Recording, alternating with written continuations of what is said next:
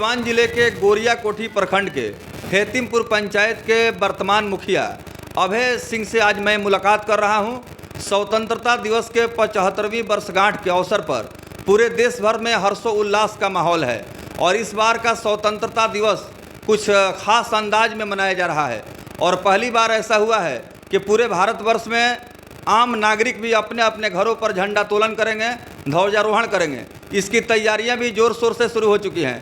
तो आइए जानते हैं कि हेतिमपुर पंचायत के वर्तमान मुखिया अभय सिंह क्या कुछ कह रहे हैं, क्योंकि पहली बार पंचायत के चुनाव में उम्मीदवार थे और जनता ने इनके व्यक्तित्व और पारिवारिक पृष्ठभूमि पर मोहर लगाते हुए इन्हें सेवा करने का सौभाग्य दिया और पंचायती राज व्यवस्था का सबसे सर्वोच्च गरिमामय पद अर्थात मुखिया प्रधान पद पर इन्हें चुनने का मौका मिला।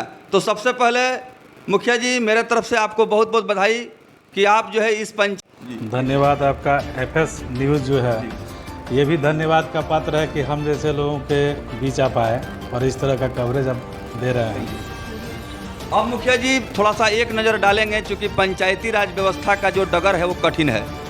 आम जनमानस की जनाकांक्षा ज़्यादा होती है, साधन सुविधा सीमित है। तो ऐसे में आपके यहाँ हेतिमपुर में किस प्रकार से कार्य कर रहे हैं? साधन सुविधा तो सरकार आजकल मुहैया करा रही है और साधन रहे तभी काम करेंगे, ये तो एक बहाना हो गया। जो भी हमारे पास साधन मौजूद है उसके हिसाब से हम प्रयास करें कि जितना ज़्यादा से ज़्यादा हो सके जनता को इसका लाभ मिले और यहाँ का विकास इस तरह का हो कि आगे आने वाले मुखिया लोग उस तरह का प्रेरणा लेकर के उस तरह का काम करें। क्योंकि अगर अब हम अपनी जिम्मेदारी को अच्छे तरीके से निभाते हैं तो मेरा पूर्ण विश्वास है कि इस तरह का कोई बाधा हम लोग को रोक नहीं सकता है कि पंचायत का विकास ना हो। मुखिया जी, आपके पंचायत की जो स्थिति थी काफ़ी बदहाल थी। चारों तरफ से हम लोग देख रहे थे आवागमन का साधन सुव्यवस्थित नहीं था और खुद आपका जो मकान है, घर है, वहाँ की स्थिति ऐसी है कि बरसात के दिन तो छोड़ दिया जाए, अन्य दिनों में भी यहाँ आना बहुत मुश्किल होता था। तो ऐसे में इस कार्य को किस तरीके से आप कर रहे हैं? ये सड़क हम लोग के लिए नहीं है, ये मतलब गांव में हमारे जो हेतिमपुर गांव है इसमें मुख्य एक ही सड़क था।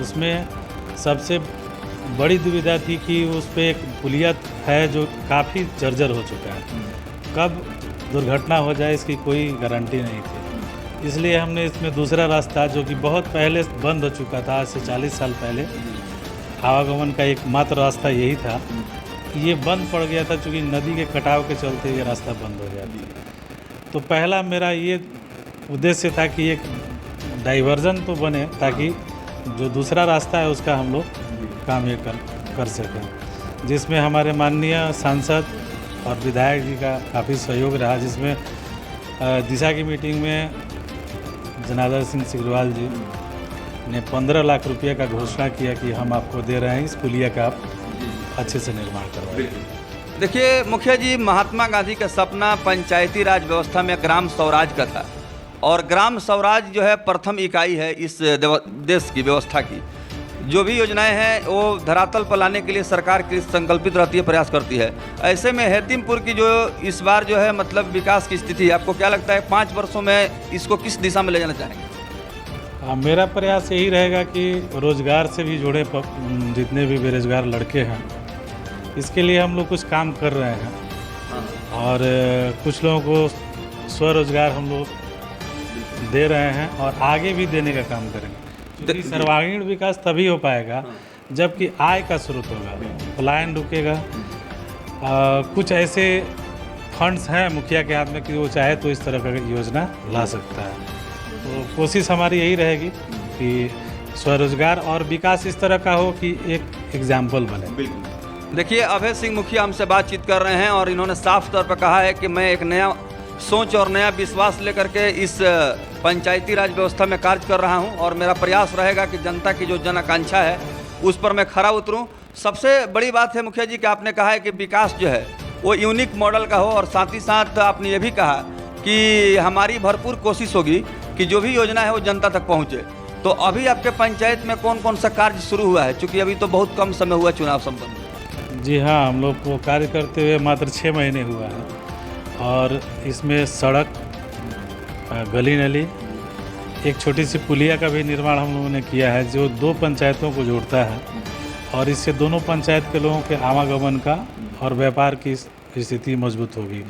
क्योंकि यहाँ के लोग दूसरी जगह मार्केट में अपना सामान सब्जी वगैरह बेचने जाते हैं, और वहाँ से भी लोग आते हैं यहाँ पे। चूँकि हेतिमपुर एक ऐसा गांव है जहाँ पे आपको देहाती भाषा में कहते हैं लोसाही, आप समझ सकते हैं कि लोहार लोगों की संख्या हमारे यहाँ ज़्यादा है।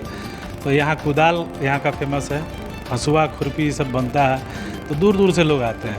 तो बगल के पंचायत में चूँकि नदी होने के चलते ये सब परेशानी थी, और वहाँ के लोगों को सब्जी लेकर के दूसरे बाज़ार में जाने के लिए परेशानी होती थी। 7 से 8 किलोमीटर का भ्रमण करके जाना पड़ता था, तो इससे उसमें काफ़ी सहूलियत हुई है। आगे पंचायत भवन का जीर्णोद्धार भी हमने कराया है। एक छोटी सी पीसीसी भी हमने कराई है, जिसमें यही नदी के चलते ही वो सड़क बुरी तरह से जर्जर हो चुका था। आगे हम लोग का प्रोग्राम है, एक सौदागृह हम बनवाने जा रहे हैं। घाटों का निर्माण हम लोगों ने कराया है, जो छठ घाट सरकार की प्राथमिकता है।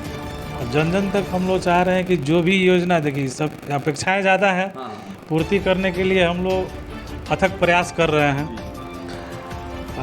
कुछ समस्याएं ऐसी हैं जिसको सार्वजनिक नहीं किया जा सकता, वो राजनीति है, गंदी राजनीति है, उसमें कुछ बाधक लोग बन रहे हैं, उसमें अवरोध उत्पन्न कर रहा है। तो लोकतंत्र में मुखिया जी इस तरह के लोग भी हर जगह मौजूद हैं। कुछ लोग जो है जो सकारात्मक सोच के हैं, कुछ लोग नेगेटिव जो है थॉट के हैं। तो इन्हीं सब चीज़ों का सामना करते हुए आपको अपना कार्य करना है।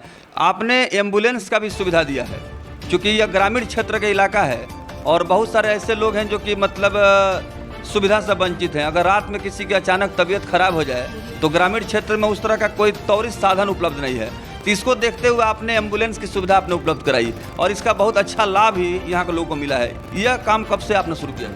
ये तो काफ़ी पहले से चल रहा है। एक सेल्फ हेल्प टाइप का ग्रुप हम लोग बनाए हुए हैं, छोटा सा सोसाइटी कह सकते हैं, जिसमें हम लोग वादा किए थे कि एम्बुलेंस की सुविधा देंगे। पंचायत चुनाव के 1 साल पहले हम लोग ये सुविधा दिए।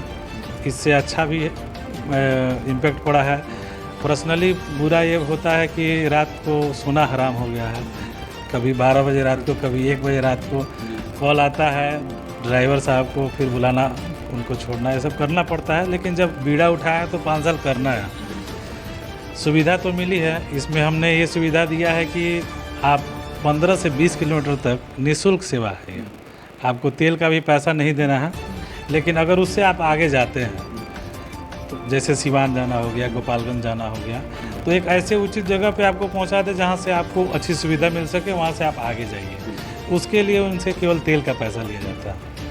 रह गई सुविधा की बात, तो जैसे सेल्फ हेल्प का बात हमने आपको बताया, तो कुछ ऐसे लोग हैं जिनको बीमारी के समय या घर बनाने के समय या कोई ऐसी शादी हो गई उसमें ज़रूरत पड़ती है, तो उससे हम लोग मदद करते हैं, जिसमें तकरीबन 100 से अधिक महिलाएं जुड़ी हुई हैं।